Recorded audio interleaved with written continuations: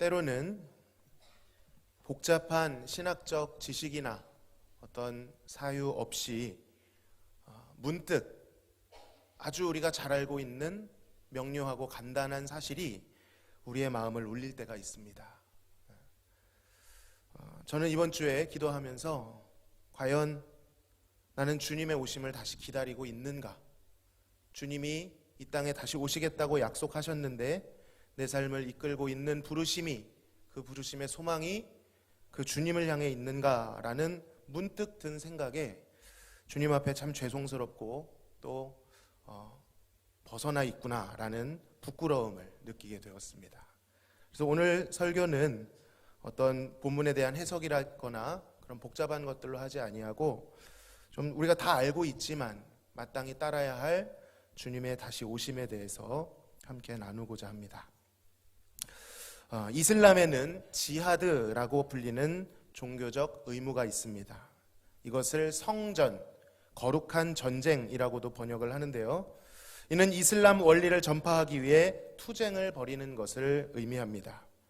옛날에는 이 성전이라고 하는 지하드가 비이슬람 민족에게 강제로 전파하기 위한, 한 손에는 칼과 한 손에는 꾸란을 들고 전쟁을, 약탈 전쟁을 벌이는 개념으로 사용되었으나 최근에는 아주 다양한 양상으로 나타납니다. 반드시 무력에만 의존하지 않고요, 4가지, 마음에 의한, 펜, 논설에 의한, 지배에 의한, 그리고 검에 의한 4가지 종류의 지하드로 나타납니다. 오늘날에야 무력에 의한 지하드는 국제적 정황상 마음 놓고 할 수 없는 그런 구조이긴 하지만 그래도 종종 우리는 뉴스를 통해서 이 극단적 무슬림들이 행하는 이 무력에 의한 지하드를 보게 됩니다. 우리에게는 자살폭탄 테러라는 단어로 더 익숙하죠. 어떤 신앙적 판단도 일단 하지 않고 이 자체의 에너지만을 보면 사실 이것은요, 보통 사람이 낼 수 있는 에너지는 아닙니다.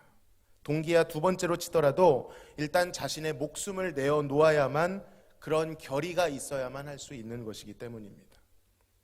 이들이 젊음과 생명을 내어놓기를 불사하고 이 지하드에 참여하는 이유는 일단 그것이 남자 이슬람 교도들의 무거운 의무이기도 하지만 이에 따른 보상이 있기 때문입니다. 모든 사람이 자살폭탄 테러에 참여하는 것은 아닙니다. 다른 모습으로 할 수 있습니다. 그런데 특별히 이 자살폭탄 테러에 참여하는 자들에게는 일단 전리품이 분배됩니다. 막대한 전리품이 분배되고요. 만약에 이 과정에서 순교를 하게 될 경우에는 그들이 주장하는 그들만의 낙원에서의 엄청난 포상이 약속됩니다. 이슬람의 창시자 무함mad은 이렇게 자신의 목숨을 버려서 투쟁한 자들은 죄사함을 받게 될 것이고, 그러니까 그들의 희생으로 죄사함을 받는 것이죠.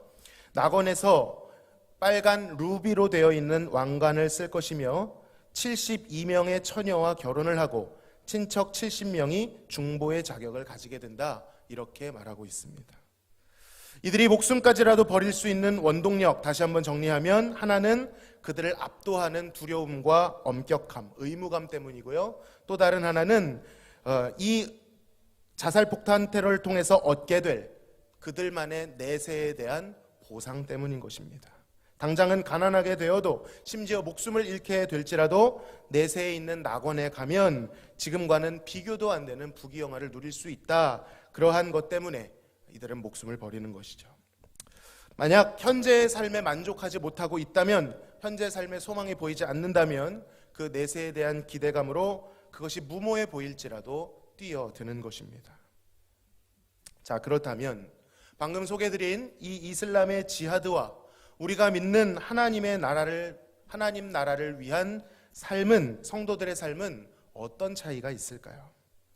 혹시 이 말씀을 들으시면서 뭐 비슷한 거 아닌가? 우리도 내세의 소망을 가지고 살아가고 있으니 비슷한 건 아닌지 그렇게 생각하실 수도 있겠지만 사실 전혀 다른 동기를 가지고 있습니다. 지하드를 이행하는 사람들은 강렬한 헌신을 하고 있는 것처럼 보이지만 사실 그들 마음 깊은 곳에는, 그 깊숙한 곳에는 사실은 알라에 대한 순수한 사랑과 충성은 없습니다. 그렇게 흉내내는 것 같지만 먼저 그들은 집단으로부터 강요받는 두려움 혹은 의무감에 사로잡혀 있는 것이죠. 예전에 이 무슬림권에서 선교하시는, 이슬람권에서 선교하시는 선교사님의 강의를 들은 적이 있습니다. 당신은 알라를 믿는가? 이렇게 물어보면 그들은 이렇게 대답한다고 합니다. 아니, 우리는 알라를 믿는다.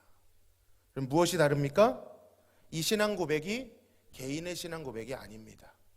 가족으로부터, 집단으로부터 강요된, 획일화된, 그러나 절대로 거역할 수 없는 집단적인 가치로 그들에게는 이 신앙이 자리 잡고 있는 것이죠. 또한 이들은 이 생의 어려움과 가난한 삶에서 벗어나 이번 생에서는 도무지 누릴 수 없었던 부귀영화를 누리고 싶은 욕망에 휩싸이게 됩니다. 소개드린 것처럼 루비로 된 왕관을 쓰고 72명의 그 많은 아내를 거느리게 된다는 것을 그들은 믿습니다.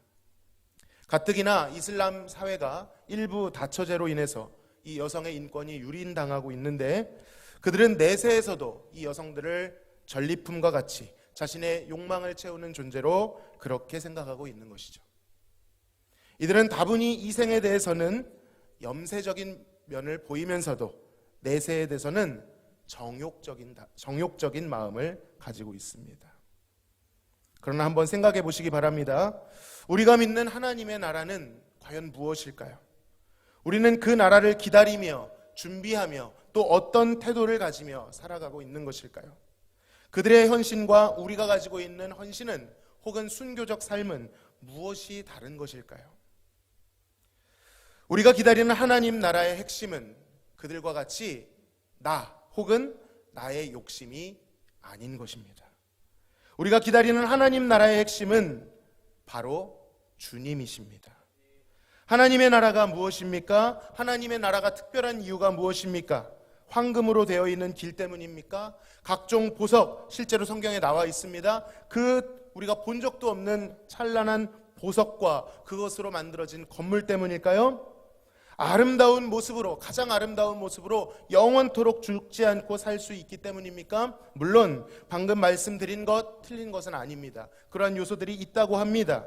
그럼에도 불구하고 우리가 갈 그 하나님의 나라의 가장 핵심적인 것은 그러한 럭셔리해 보이는 환경이 아닙니다. 그 환경을 누릴 수 있는 나 자신도 아닙니다.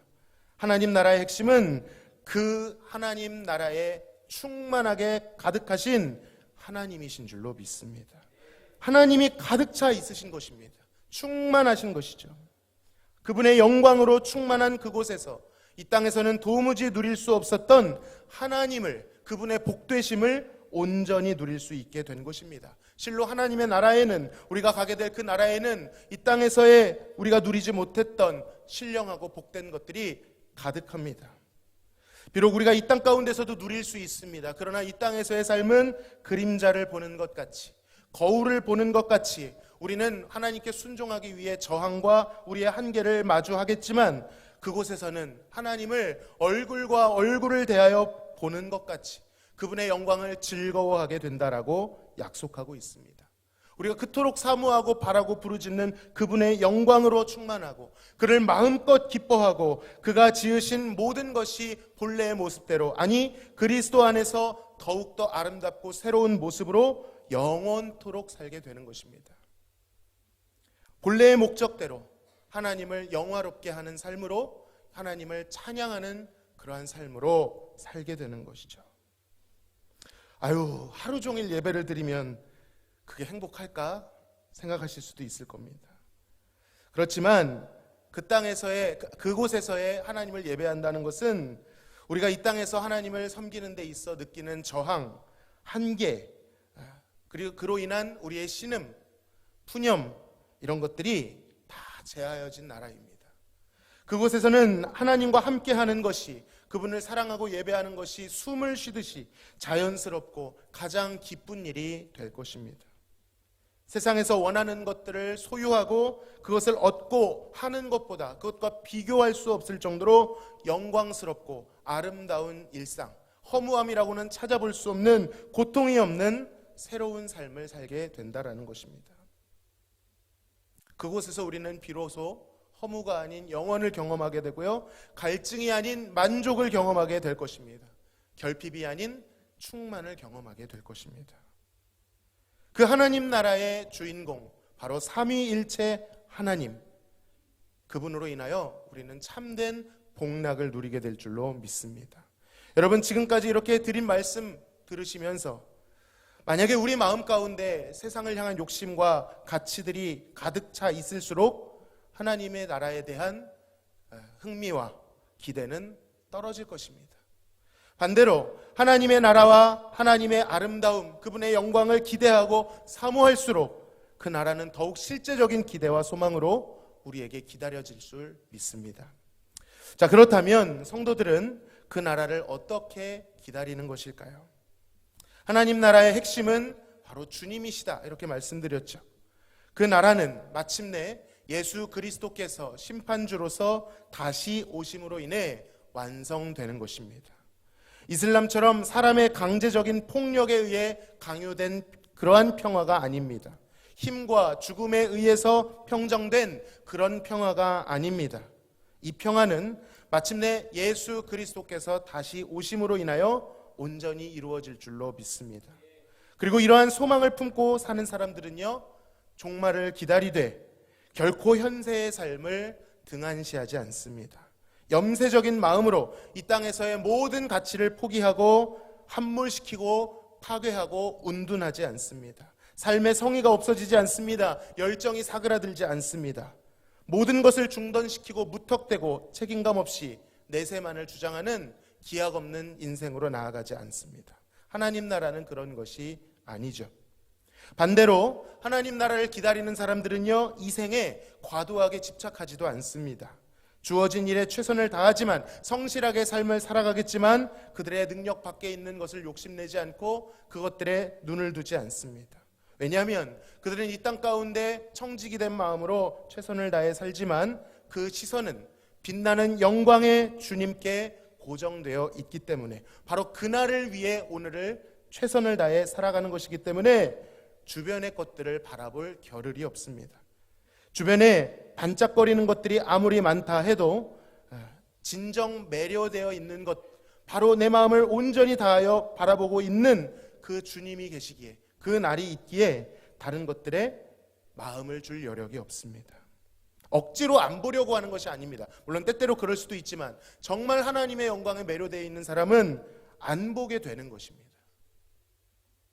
고난과 환난, 비록 무시하지 못할 고통들이 있겠지만 이것으로 인해 때때로 눈에 눈물이 흐르고 탄식도 하겠지만 그것들이 결코 그 인생을 삼킬 수가 없습니다.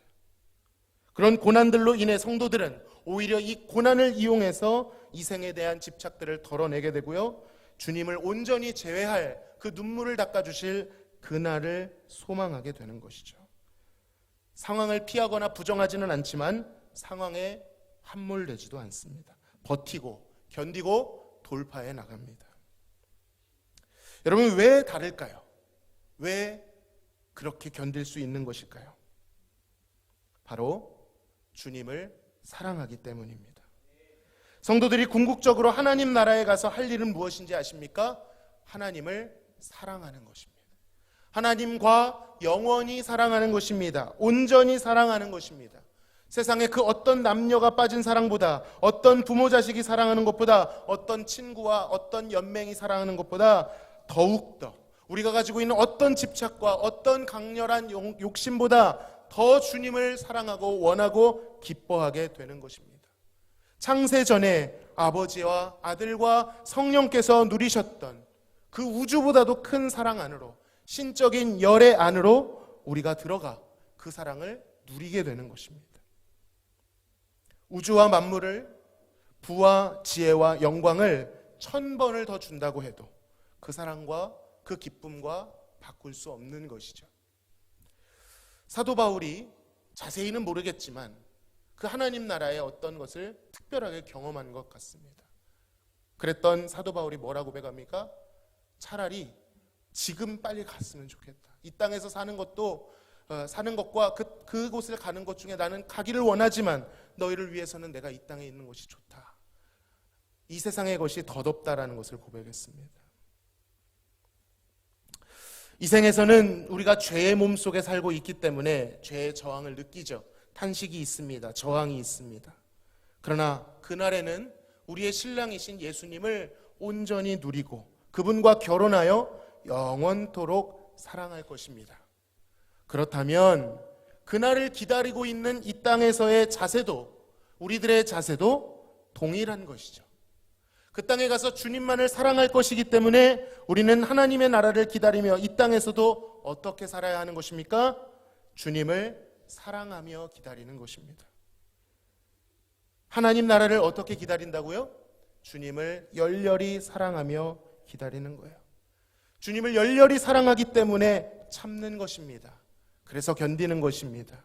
주님이 주신 삶이기에, 사랑하는 주님이 주신 삶이고 이 삶을 통하여 주님께서 행하실 일이 있다고 믿기 때문에 이 삶에 더욱 최선을 다하는 것입니다.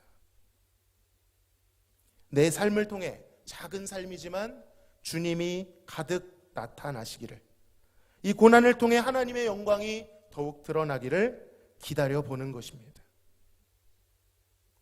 단순히 참는 것을 넘어서서 이 죄악된 세상 가운데서 주님의 계명을 순종하고 지키면서, 세상에서는 비록 미련하다라고 얘기할 수 있어도 핍박하고 우리를 배제하더라도 사랑하는 주님의 가르침을 견디며 지켜내는 것이죠. 작은 일처럼 보일지라도 그 작은 일에 충성하는 것입니다.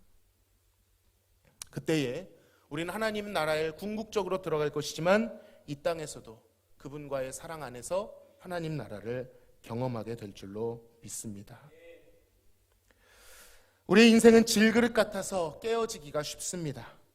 그러나 이 질그릇 같은 인생이 오히려 하나님의 능력을 드러낼 수 있습니다.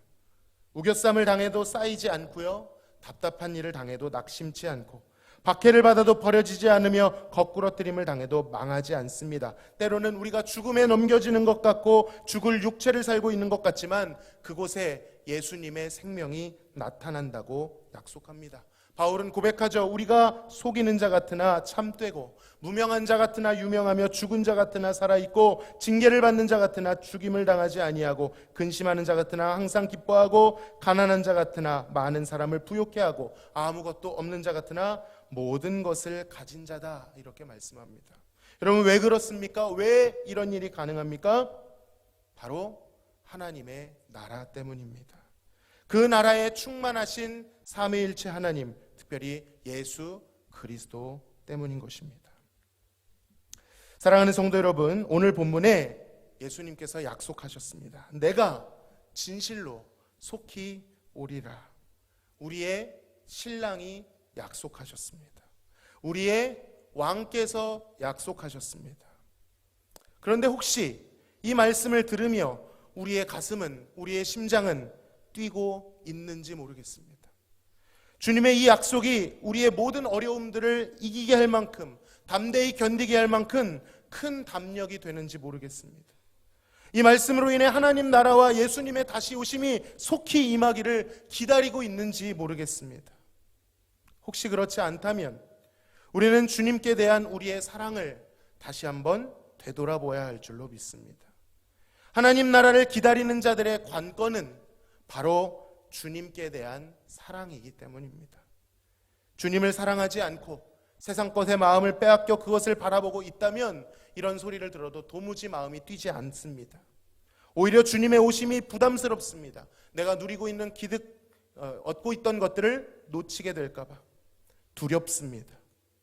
그런데 이 두려움은요, 주님의 오시는 것에 대한 두려움은 예수님의 그 공의로우신 심판 반대편에 있는 자들이 품는 마음입니다. 우리 주님을 기다리는 신부된 우리들은 기쁨으로, 소망으로 그분을 기다려야 하는 것이죠. 과연 우리는 무엇에 매료되어 있는가? 세상인가? 주님인가? 그 마음을 확인하실 수 있기를 간절히 바랍니다. 오늘 이 시간에 우리가 함께 찬양하고 기도할 때에 하나님 우리의 마음을 비춰주셔서 우리가 과연 무엇을 고대하고 있는지 보게 하여 주옵소서. 혹시 세상에 대한 집착과 욕심이 있다면 우리의 마음 가운데 하나님을 향한 사랑을, 하나님을 향한 충성을 회복시켜 주시옵소서. 기도했으면 좋겠습니다. 주님의 영광을 우리가 바라는데 정말 그분의 왕되심을, 우리의 마음속으로 기뻐할 수 있도록 다시 한번 우리의 마음을 비춰달라고 기도하며 우리가 찬양하기 원하는데요.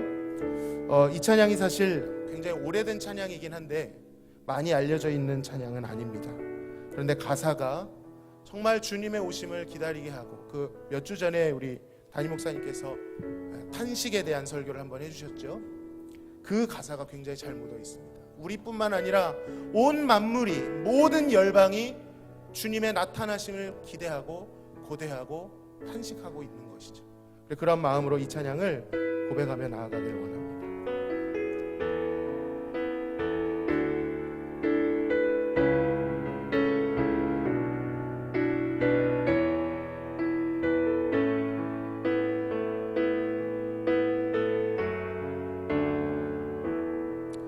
온 땅의 모든 만물 주님 기다리네.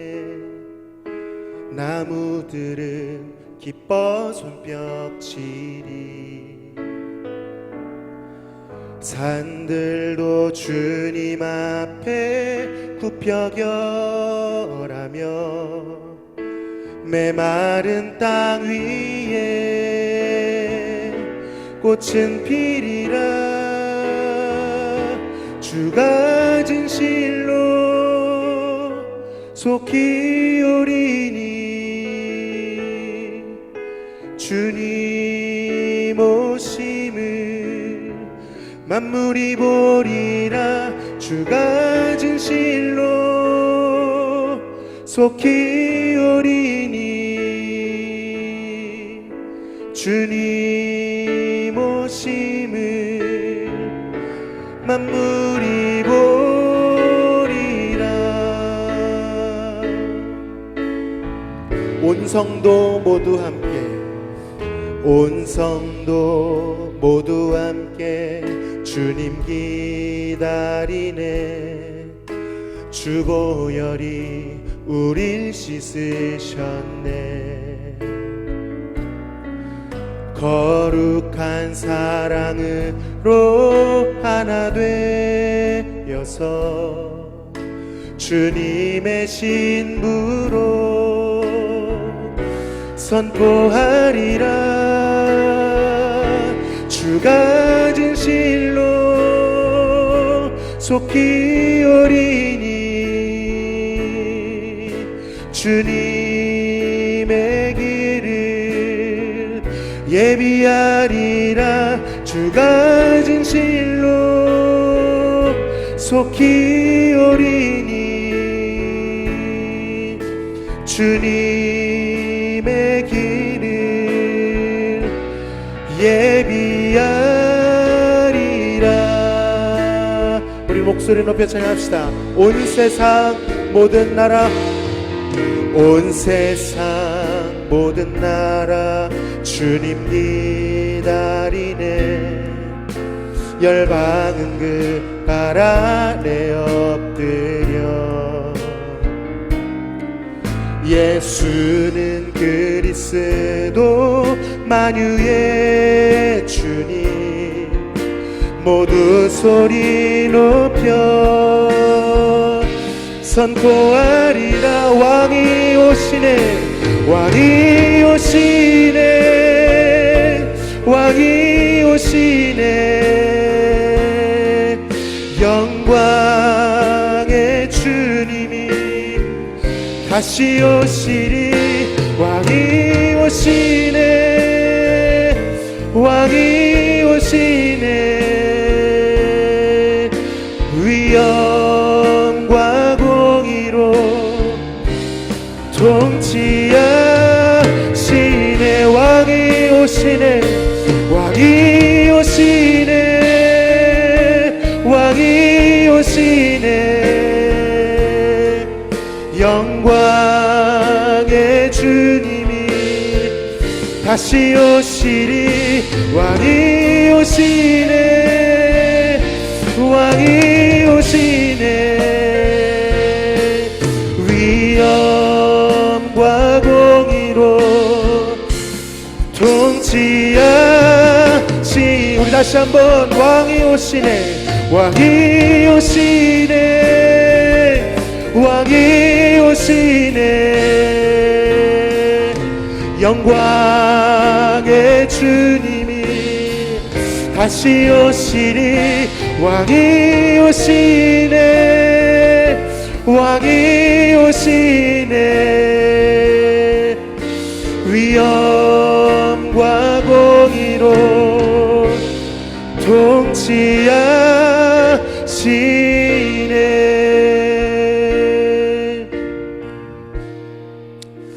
사랑하는 성도 여러분, 왕이 오십니다. 이 소식에 우리의 가슴이 고동쳐야 할 줄로 믿습니다. 다른 것이 아니라 우리의 신랑이신, 우리의 왕이신 그가 다시 오신다는 이 사실에 우리의 가슴이 뜨거워져야 할 줄로 믿습니다. 그 힘으로 우리 앞에 있는 한계와 저항과 고난을 이기고 주님의 영광 가운데 하나님 나라를 기다려야 할 줄로 믿습니다. 혹시 우리가 세상의 것들에 나의 문제와 나의 연민에 인생에 매여서 이 소식을 듣고도 마음이 뛰지 않는다면 주님을 사랑하지 못한 우리의 마음을 치며 주님 앞에 회개할 수 있기를 간절히 바랍니다. 주여, 우리의 눈을 들어 주의 영광을 보게 하여 주시옵소서. 그 왕의 왕이신 주님의 오심은 그 위엄을 기대하며 이 땅의 것들 성실하게 임하지만 집착하지 않게 하여 달라고, 부귀와 영화, 성공, 덧없는 것에 마음을 빼앗기는 것이 아니라 주님의 신부로, 주님을 맞이하는 주님의 자녀로, 주님의 신하로 주님의 다시 오심을 기다릴 수 있게 해달라고, 그리고 우리 안에 그 기쁨이 충만하다면 주님의 영광을, 주님의 이름을 아직 들어보지도 못한 이웃과 가족과 저 열방에 있는 자들까지 주님의 나라를, 주님의 오심을 그들도 고대할 수 있게 해달라고, 그 값진 구원을 그들도 알게 해달라고 그렇게 기도할 수 있기를 간절히 소망합니다. 같이 한번 주님 앞에 기도하며 나아가시겠습니다. 왕이신 주님,